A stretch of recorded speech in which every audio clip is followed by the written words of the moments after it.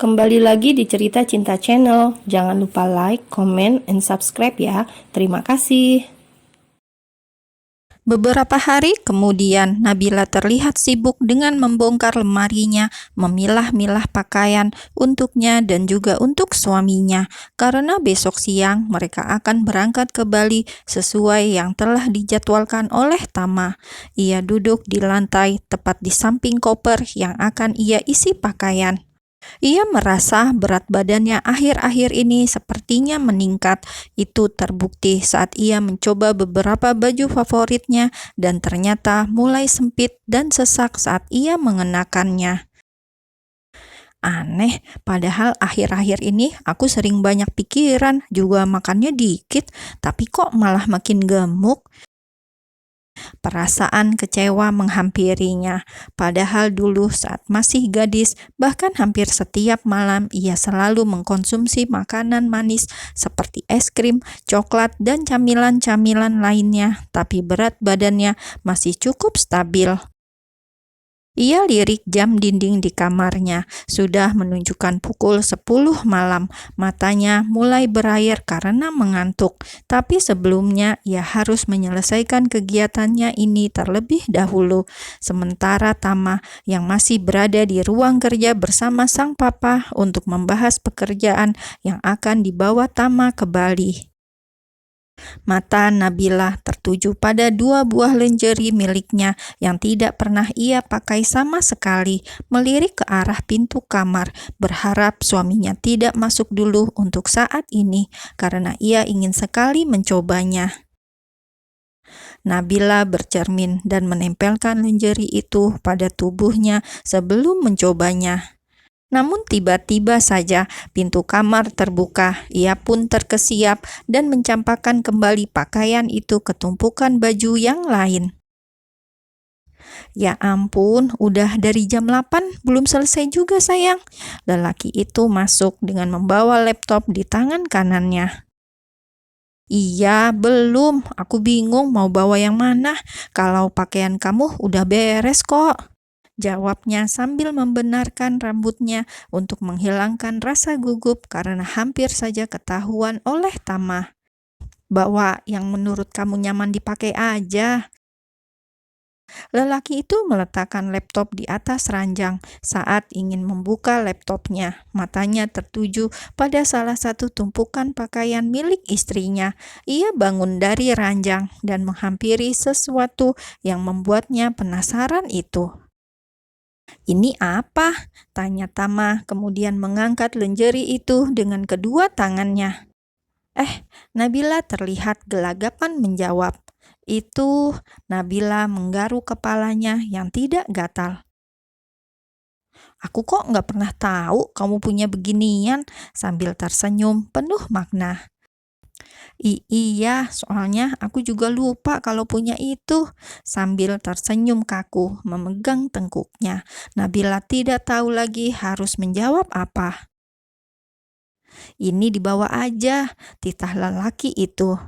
"Hah?" membuat Nabila tak percaya. "Ini bawa aja ke Bali, siapa tahu perlu," ulangnya dengan menambahkan sedikit kata. "Enggak, maksudnya itu udah nggak muat lagi kalau aku pakai," Nabila mengelak. Tapi sepertinya memang benar, pakaian mini itu mungkin sudah tidak pas lagi di badannya. "Dicoba aja dulu, nih," Tama mengalihkan apa yang ada di tangannya kepada Nabila. "Enggak ah, ya udah aku bawa aja, tapi nggak usah dicoba ya." Cepat-cepat Nabila melipatnya menjadi sangat kecil dan menyelipkannya ke dalam koper. Aduh, gawat. Nabila sendiri benar-benar lupa jika telah membeli pakaian itu. Dulu awal-awal menikah, tidak jadi ia pakai karena merasa tidak percaya diri di depan suaminya jika harus mengenakan itu. Tama tersenyum. Ia tahu Nabila takut mendapatkan penyerangan darinya jika mengenakan itu. Ia kembali naik ke atas ranjang dan melanjutkan pekerjaannya, dan Nabila melanjutkan aktivitasnya karena rasa kantuknya sudah tak bisa ia tahan lagi.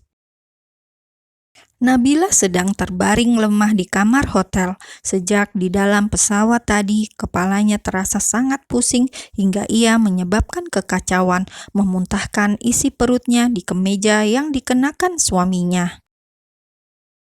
"Ini sayang, minum air hangatnya." Tama menyodorkan segelas air putih hangat pada Nabila. Nabila membenarkan posisinya menjadi duduk, kemudian menerima gelas dari suaminya dan meminumnya hanya beberapa teguk saja. "Aku udah pesan makanan, sebentar lagi diantar," ucapnya sambil mengusap-usap kening istrinya. "Maafin aku ya, harus ngerepotin kamu." Nabila kembali memejamkan matanya, tak kuasa untuk membuka mata lebih lama karena seperti penglihatannya berputar-putar. "Nggak ada yang harus dimaafin, kondisi kamu kayak gini juga bukan kamu yang mau sayang, dan nggak biasanya kan kamu kayak gini?" Tama bertanya, dijawab anggukan oleh Nabila. "Kamu kenapa belum ganti baju? Itu kan basah." Sekilas Nabila melihat suaminya masih mengenakan kemejanya tadi. "Iya, ini aku buka sekarang." Lelaki itu berjalan menuju koper untuk mencari pakaian ganti. "Kalau aku tahu bakalan kayak gini, aku pasti nggak jadi ikut." Nabila berbalik menghadap suaminya yang sedang bertukar pakaian. "Jangan dong, masa aku cuma berdua aja sama Marsha? Kan bahaya, kalau dia godain aku gimana?" Tama berkata seperti itu sambil menampilkan seulas senyum. Yang dikatakan Tama ada benarnya, perempuan itu masih muda dan cantik, apalagi masih tergolong baru bergabung dan menjadi asisten suaminya. Tapi menurut Nabila, ada yang lebih berbahaya lagi dari itu. "Dan kamu bakalan tergoda juga sama dia. Makanya kamu harus ikut biar aku nggak tergoda sama dia," celetuk Tama, kemudian ikut berbaring di samping istrinya. Nabila menghela nafas kasar. Ia tahu Tama hanya mencoba menggodanya saja, maka ia tidak terlalu terpengaruh meski ada sedikit rasa khawatir. "Gimana, masih pusing?" Tama memijat pelan kepala istrinya. "Masih, perut aku kram juga. Kayaknya aku mau haid. Biasanya gini sih kalau 2 hari sebelum datang." Nabila memegang bagian perut bawahnya. "Duh, jangan dulu dong." "Jangan kenapa? Aku udah telat sebulan loh sayang. Kan bahaya, bisa jadi penyakit." "Masa iya udah sampai sini aku harus libur? Nggak bisa." Nabila meletakkan jari telunjuknya di bibir suaminya. "Kita lihat nanti, kan aku bilang kayaknya, belum tentu juga." Malam harinya, Tama harus pergi menemui kliennya. Nabila ingin sekali ikut menemani, tapi kondisinya masih belum benar-benar stabil. Ia pun tidak mengerti mengapa kondisinya bisa seperti ini. Tama sedang bercermin sambil mengancingkan ujung lengan pada kemeja yang ia kenakan. Nabila sedari tadi memperhatikannya. "Mukanya jangan ganteng pakai banget gitu, bisa nggak?" celetuk Nabila asal. Entahlah, ia merasa tak rela saja ketampanan suaminya itu juga ikut dinikmati oleh orang lain. "Ngomong apa sih kamu?" Tama mendekati Nabila yang sedang duduk bersandar di atas ranjang, mengecup keningnya sebelum berpamitan. "Aku pergi," ucapnya, kemudian melangkah. Ponselnya berdering masih terletak di atas meja. "HP kamu sayang," Nabila mengingatkan. Tama berbalik dan meraih ponselnya.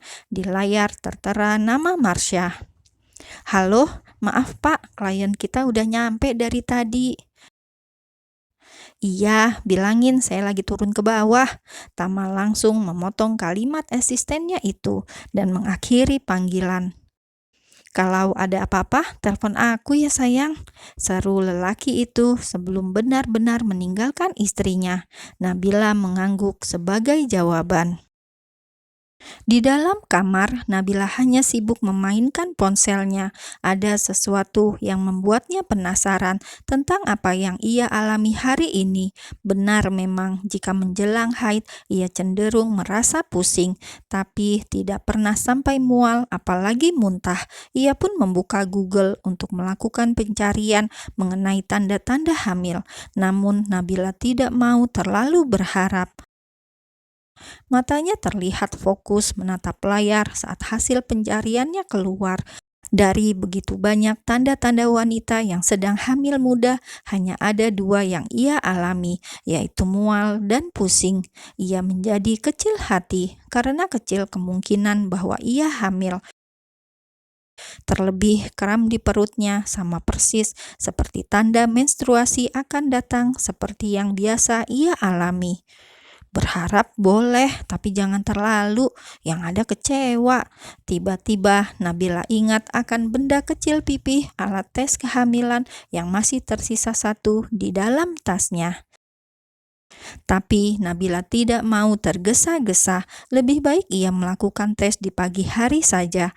Agar hasilnya akurat, soal menggunakan alat tes kehamilan, Nabila tentu sudah ahli. Selama 2 tahun ini, entah berapa kali dalam 1 tahun ia mencoba dan hasilnya selalu nihil.